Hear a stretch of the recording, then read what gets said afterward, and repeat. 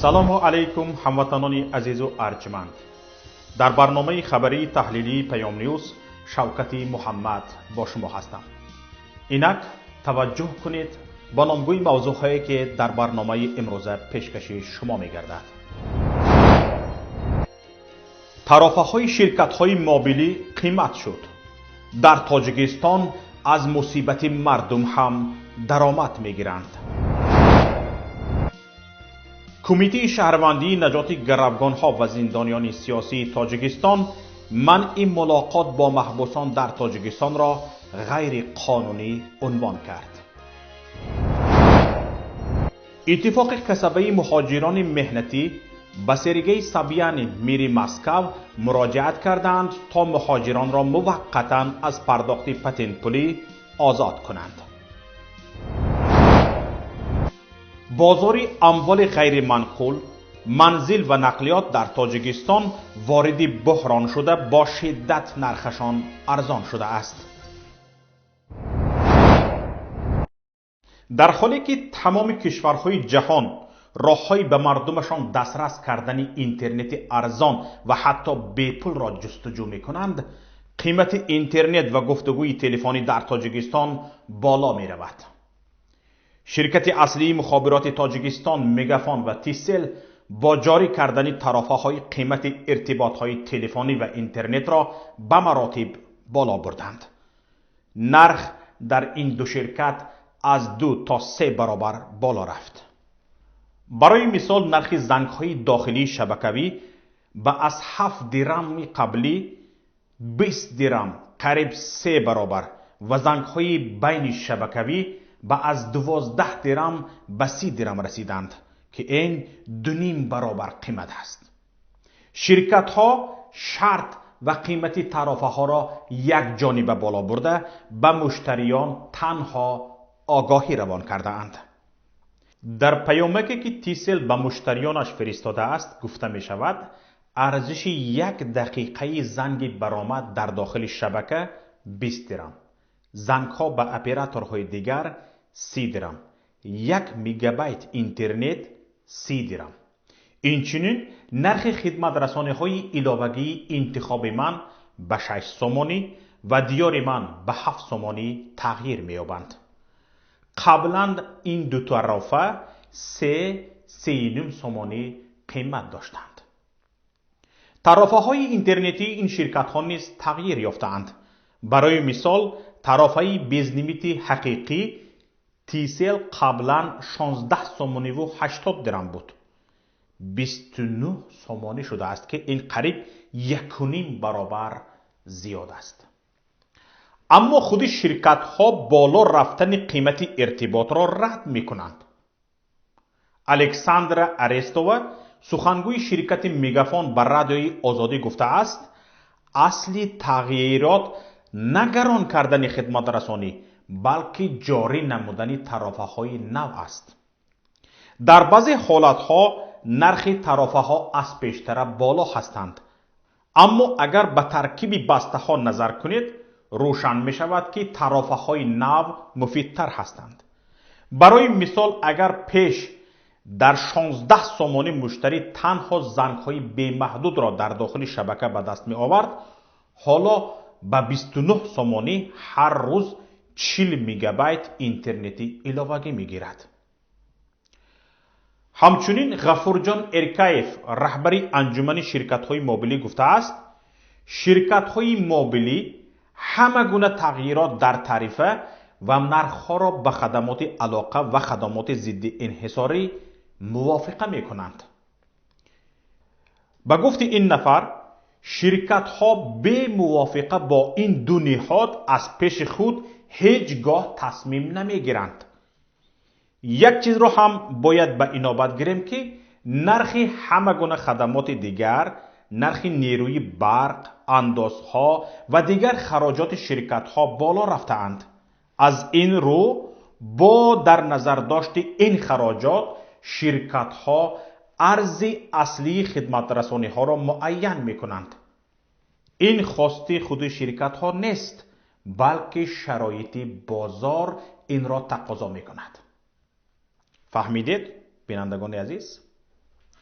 یعنی خود شرکت ها نرخ را قیمت نکردند، بلکه با موافقه حکومت شده است. رسا یک سال قبل ماه اپریل سال 2019 مقامات خواستند قیمت اینترنت و زنگ‌های تلفنی را بالا برند. اما این تصمیم با واکنش سخت و بی سابقه کاربران مواجه شد. دهها کمپانی اعتراض و جمع آوری امضا چی در داخل و چی در خارج کشور راه اندازی شدند و مقامات مجبور به عقب نشینی گشتند. حالا کاربران به این نظرند که مقامات منتظر پس شدن سر و صداها بودند تا تصمیم خود را دوباره عملی سازند. 3-4 سال اخیر کمیته انداز و مقامات دیگری زیر ربط کشور از کم شدن درآمدهای اندازی از حساب شرکت‌های موبیلی حرف میزنند. نصرت الله دولتزاده رهبر کمیته انداز تاجیکستان در هر گزارش و نشست مطبوعاتیش به این موضوع اشاره میکند و راه‌های نوی ستانیدن انداز از این شرکت‌ها را پیشنهاد میکند. اما تحلیلگران به این نظرند که اگر از یک طرف بیگ صبوری رهبر خدمات علاقه کشور با منپولی کردن اینترنت و جاری کردن چند اندازه علاوگی راه‌های درآمد شرکت‌ها را از خود کرده باشد، کمیته انداز با جریمه‌های هنگفت و تفتیش‌های بی آخرش سببگار اصلی مفلس شوی شرکت‌های مخابراتی شده است. تنها در سال 2017 این کمیته 2 شرکت بزرگ موبیلی میگافون و تیسل را بیش از 300 میلیون سومانی جریمه کرد. شرکت‌های دیگر هم از این لطف دولتزاده بی‌نصیب نماندند. اکثریتشان جریمه شدند. بالاروی قیمت زنگ‌های تلفنی و اینترنت در تاجیکستان به زمانی رسم آمده است که تمام کشورهای دنیا راه‌های ارزان یا حتی بی پول کردن اینترنت را می‌جویند تا مردمی به کرانتین رفته را از آخرین دلخوشی محروم نسازند. همچنین راه‌اندازی درس‌های آنلاینی برای خوانندگان مکتب و دانشجویان که در اکثر کشورهای جهان بنابر پهنشوی کرونا ویروس به تعطیل رفتند از کوشش‌های اولویتناک حکومت‌ها گشتند. نه تنها کشورهای پیشرفته بلکه همسایه‌های تاجیکستان هم برای مردم خود قیمت اینترنت را به مراتب پایان برده در برخی موردها مثلا سایت‌های آموزشی را کاملا بی پول کردند. به طور مثال حکومت کشور همسایه ازبکستان به شرکت‌های خدمترسان و موبیلی این کشور سپارش داده است به هیچ وجه حتی در صورت قرضدار شدن اینترنت مردم را قطع نکنند. همچنین تمام خوانندگان مکاتب میانه این کشور دسترسی بی پول به درس‌های آنلاینی گرفته‌اند. کشور دیگری همسایه ما قرقیزستان. مقامات قرقیزستان نه تنها تمام درس‌های مکتب‌ها را طریق اینترنت و تلویزیون پخش می‌کنند بلکه چند نرم افزار کاملا بی پول برای خوانندگان مکتب حتی آنهایی که اینترنت ندارند راه اندازی کرده‌اند. شرکت میگاکام این کشور تصمیم دارد به همه خوانندگان مکاتب میانه سیم کارت ها با دسترسی آزاد و بی پول به نرم افزارهای واتساپ، زوم و گوگل کلاس روم تقسیم کند. همین گونه سبکی ها به مردم در بیشتر کشورهای جهان راه اندازی شده است. شرکت های موبیلی و اینترنت رسان، شرکت های آموزشی، تفریحی و غیره از جمله در روسیه و اوکراین دسترسی به برنامه‌های آموزشی چی برای خوانندگان دانشجویان و چی برای سایر مردم را کاملا بی پول کرده‌اند. در همین حال صدها هزار مهاجر تاجیک چی در روسیه و چی در داخل کشور برای مدت نامعلوم به جای کار و درآمدی علاوگی مانده‌اند. در این شرایط آنها حداقل حق دریافت اطلاعاتی دسترس، حق دسترسی به سایت‌های آموزشی و تفریحی و بالاخره حق ارتباط ارزان و آسان با پیوندان خود را دارند آخر. اما مقامات کشور تصمیم گرفتند آخرین درم‌های آنها را طریق اینترنت و تلفن‌های موبیلی از کیسه هایشان بیرون کشند. این ناجوانمردی از جانب حکومتداران ما است. طور در بالا اشاره شد. متخصصان گفتند که قیمت شوی نرخ طرفه‌های شرکت‌های موبیلی با موافقه حکومتداران شده است.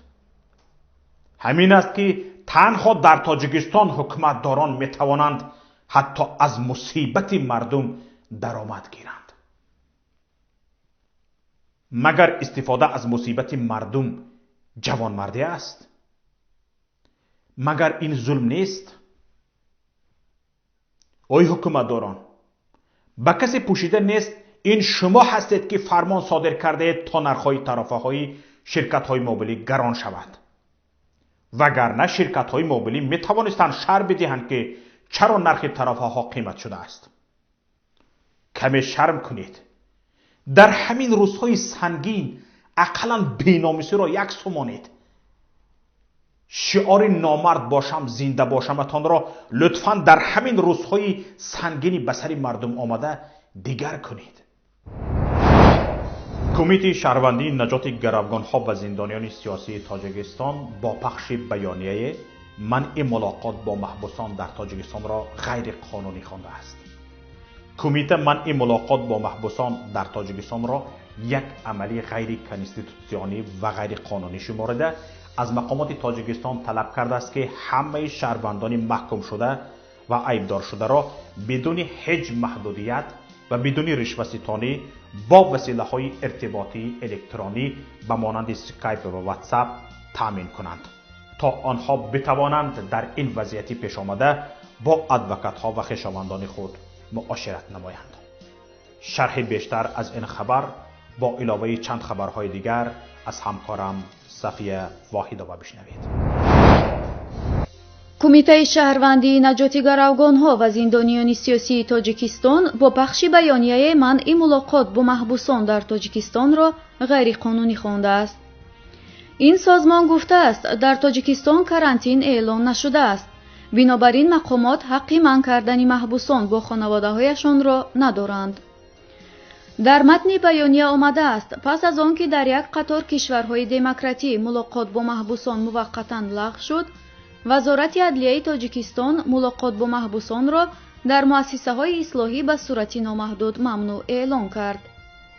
در کشورهای دموکراتی که در آنها حکومت به حفظ سلامتی و حیات شهروندان خود غمخواری می‌کند، مقامات منتظم به مردم درباره شماره سرایت یافتگان، شفا یافته‌ها و کشته شدگان پاندمیای کرونا ویروس حسابات می‌دهند. در همه این کشورها کرانتین اعلان شد، چاره‌بینی‌های عمومی لغو شدند. آدمانی که مجبورند در ایزولیاسیون باشند از حکومت کمک‌های مالیوی دریافت می‌کنند. در بعضی کشورها عفو فوری اعلان شد یا محکوم شدگان موقتاً به خانه‌هایشان جواب داده شدند. این در حالی است که در تاجیکستان کرانتین و یا وضعیت فوق‌العاده اعلان نشده است. بنابراین منع ملاقات با خویشاوندان و ادوکات‌ها برای شهروندان محکوم شده در تاجیکستان اساس قانونی ندارد و خلاف کنستیتوسی است. شهروندانی که از آزادی محرومند حق دارند از همه حقوق‌های اساسی کنستیتوسیونی که دیگران برخوردار هستند به استثنای حقوق آوازدهی در انتخابات برخوردار باشند. کمیته شهروندی نجات گروگان‌ها و زندانیان سیاسی تاجیکستان اظهار نگرانی می‌کند که مقامات تاجیکستان از تدبیرهای منع‌کنی دیگر کشورها با کمال آمادگی نسخه برداری می‌کنند. آن همان قسمت از محدود کننده ها که در تاجیکستان به چاره‌های تحریمی تبدیل می‌یابند، در حالی که مقامات تاجیکستان فراموش می‌کنند که برای این هیچ گونه زمینه حقوقی از قبیل کرانتین و وضعیت فوق‌العاده ندارند. متاسفانه مقامات تاجیکستان قادر به درک این نیستند که در دولت‌های دموکراتی لغو ملاقات با محبوسان اولاً موقتی است و دویماً محبوسان امکان معاشرت با ادوکات‌ها و خویشاوندان از طریق اسکایپ را دارند. کمیته منع ملاقات با محبوسان در تاجیکستان را یک عمل غیر کانستیتوسیونی و غیر قانونی شماریده از مقامات تاجیکستان طلب کرده است که همه شهروندان محکوم شده و عیبدار شده را بدون هیچ محدودیت و مجانی و بدون رشوه‌ستانی از سوی وزارت عدلیه با واسطه‌های ارتباطی الکترونی و مانند اسکایپ و یا واتساپ تأمین کنند تا آنها بتوانند با ادوکات‌ها و خویشاوندان خود معاشرت نمایند. خویشاوندان، جامعه و جامعه جهانی باید اطمینان داشته باشند که مقامات تاجیکستان با بهانه کرانتین اعلان نشده شکنجه و کشتار نوی محبوسان را پنهان می‌کنند. رینات کریموف راهبر اتفاق کسبه مهاجران مهنتی میگوید به سرگئی سابیانین میری مسکو مراجعت کردند تا مهاجران را موقتا از پرداخت پتنت پولی آزاد کنند. رینات کریموف مهاجران مهنتی را آسیب پذیرترین قشر در روسیه از جمله در مسکو خواند که از حمایه لازمی برخوردار نیستند. کریموف اظهار داشت در رابطه با چاره‌بینی‌ها علیه کرونا ویروس و اعلان قرنطینه مهاجران مهنتی همان آسیب پذیرترین قشر باقی ماندند. رینات کریموف میگوید در مسکو بیش از میلیون مهاجر مهنتی قرار دارند که 15% اهالی فعال در اقتصادیات را تشکیل میدهند. آنها سهم بزرگ در اقتصادیات روسیه را میگذارند اما فعلا آسیب پذیر و بی‌حمایت ترین قشرند چون بیشترشان بیکار ماندند. با گفته راهبر اتفاق کسبه مهاجران مهنتی تنها سال گذشته از حساب پرداخت حق پتنت بیش از 18 میلیارد روبل به بودجه مسکو وارد شد و مهاجران مهنتی در وضع مشکل به دستگیری دولت حق امید دارند. کریموف شرح داد که ما با یک مکتوب از میر مسکو سرگئی سابیانین خواستیم پتنت پولی هر ماه موقتا بیکار گردد زیرا این انداز از درآمد بوده پیشکی پرداخت می‌گردد. این در حالی است که در مسکو مهاجران مهنتی هر ماه بیش از 5,000 روبل حق پتنت پرداخت می‌کنند اما در پی اعلان قرنطینه و بسته شوی اکثر اداره‌ها قسمی زیادشان بیکار ماندند.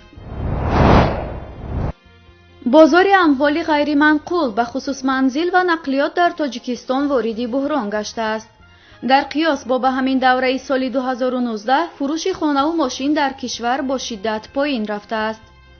طبق اطلاع خبرگزاری اوستا با استناد به آژانس‌های اموال غیر منقول و فروشنده‌ها سقوط بازار اموال غیر منقول از اول سال جاری به نظر رسیده باعث پایان رفتن قیمت منزل و نقلیات در کشور شده است. اجنسی‌های منزل و فروشنده‌های نقلیات سبب پایان روی طلبات را تأثیر بحرانی به وجود آمده از ویروس کرونا می‌دانند. طبق اطلاع منبع به مراتب از طلبات بیشتر بودن پیشنهاد در بازارهای خانه و ماشین باعث پایان رفتن قیمت آنها شده است. برای مثال یک متر کوادراتی خانه‌ای که قبلا در محله‌های دوشنبه $1000 قیمت داشت حالا از 600 تا 850 دلار پایان رفته است. وارد کننده های ماشین هم گفتند که شمار خریداران واسطه‌های نقلیات هم به مراتب کمتر شده نرخ آنها در حجم نظررس سقوط کرده است. با نوشته خبرگزاری بیشتری داد و گرفت‌ها در بازار نقلیات با اصول بارتر عوضی مال با مال صورت می‌گیرد. طبق آمار رسمی واردات وسایل نقلیات در ماه‌های ینور فوریه سال جاری نسبت به همین دوره سال 2019 $4,500,000 یا 9.1% کمتر شده 45,400,000 را تشکیل داده است. سازمان‌های جمعیتی تاجیکستان دیروز 2 اپریل با ارسال یک مکتوب رسمی از وزارت مالیه درخواست کردند که جامعه شهروندی کشور به روند بررسی و تکمیل لایحه کودکس انداز جلب شود. خبرگزاری آزیا پلوس که این مکتوب را دسترس کرده است می‌نویسد تشبث محاکمه لایحه کودکس انداز با اشتراک بخش خصوصی و جامعه شهروندی پیش از فرستادن آن برای بررسی حکومت مهم ارزیابی شده است. تشکیلات‌های جامعه شهروندی تشبث وزارت مالیه را برای به طور وسیع بررسی کردن لایحه کودکس انداز دستگیری نموده آمادگی خود را بهر اشتراک فعالانه در این بررسی‌ها و تهیه پیشنهادات برای بهتر نمودن لایحه مذکور ابراز داشتند. در این مراجعت خود نمایندگان جامعه شهروندی تاجیکستان به همکاری‌های سودمند با وزارت مالیه و گروه کاری بین صحوی اظهار امیدواری کردند. این مکتوب به وزیر مالیه تاجیکستان فیض‌الدین قهارزاده از نام 10 تشکیلات جامعه شهروندی، اساسیاسیون ملی صاحبکاری خرد و میانه جمهوری تاجیکستان، فوند جمعیتی نوتابene و تشکیلات‌های جمعیتی اساسیاسیون حقوق شناسان پامیر، دفتر آزادی‌های شهروندی، زرکله، اداره حقوق انسان و رعایت قانونیت، مرکز مستقل حفظ حقوق انسان، حقوق و بهبودی، مرکز حقوق انسان و مرکز تیک ارسال شده است.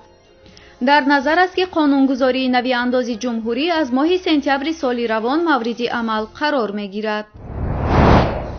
این بود شرح خبرها تا این دم. بینندگان عزیز، برنامه‌های دیگری ما در شبکه‌های اجتماعی فیسبوک، اینستاگرام، ادناکلاسنیکی، توییتر، ساوندکلاود، فکانتاکت و غیره قابل دریافت است. در پایگاه پیام نقطه نت همه روزه از خبر و رویدادها گزارش داده می شود. تحلیل ها و مقاله های دینی و فرهنگی و سیاسی نشر می شوند. این همه محض برای شماست. امیدواریم پذیرایی خواهد شد. مرحبا به پایگاه پیام نقطه نت. تماس با ما توسط پیام رسان های واتساپ، وایبر، ایما و تلگرام با رقمی 49 15 16 46 15 947. خودتان و نزدیکانتان را از سرایت کرونا ویروس احتیاط کنید. در پناه الله بمانید. خیر، با امید دیدار در هفته دیگر. السلام علیکم و رحمت الله.